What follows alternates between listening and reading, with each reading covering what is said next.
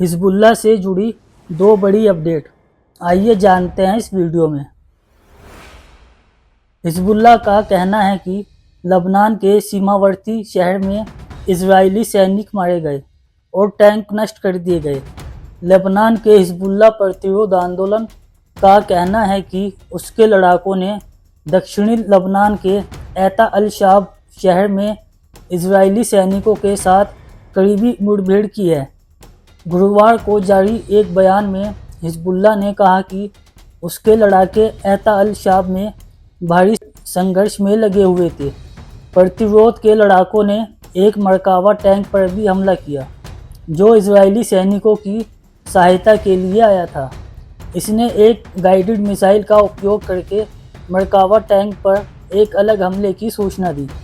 Israeli सेना ने कहा कि दक्षिणी लबनान में उसके 4 सैनिक मारे गए और 6 अन्य घायल हो गए, जिनमें से 3 की हालत गंभीर है। उसके एक बयान में 4 सैनिकों के नाम बताए और कहा कि वह बुधवार को दक्षिणी लबनान में लड़ाई के दौरान मारे गए।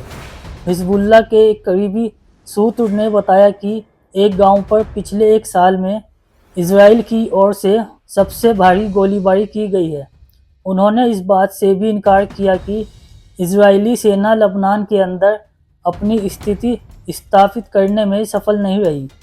हिजबुल्लाह ने कहा कि इजरायली सेना दक्षिणी लबनान में किसी भी गांव पर पूरी तरह से अपना नियंत्रण स्थापित करने या उस पर पूरी तरह से कब्जा करने में सक्षम नहीं रही। प्रतिरोध समूह ने यह भी कहा कि उसके लड़ाकों ने एक दिन पहले सीमावर्ती गांव एतरून के पास इजरायली सैनिकों पर हमला किया और उन्हें क्षेत्र में घुसपैठ करने की कोशिश करते हुए खदेड़ दिया।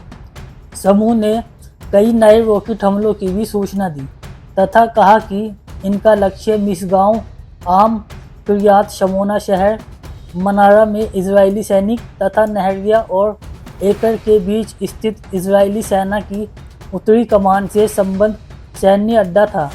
इसी बीच हिजबुल्लाह ने लबनान पर शासन के घातक हवाई हमलों के जवाब में इजरायली सैन्य सुविधाओं और बस्तियों को रॉकेटों से निशाना बनाकर और अधिक अभियान चलाए।